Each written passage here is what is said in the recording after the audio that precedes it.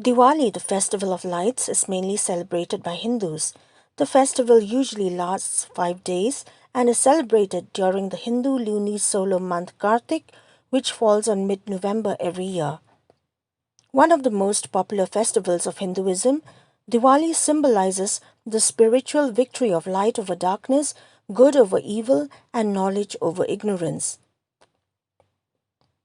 On these days, diyas or earthen lamps are lit and homes are decorated.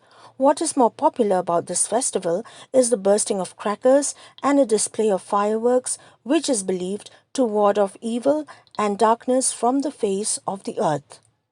Puja or prayers are offered to the gods, while sweets and gifts are distributed amongst all devotees. Feasts are held in homes of all Hindus and similar faiths across the globe.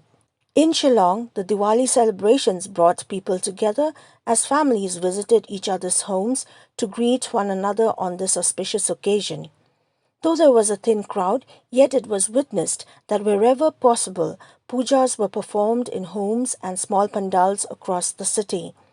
The entire town was lit with lamps and lights adorned houses of the faithful.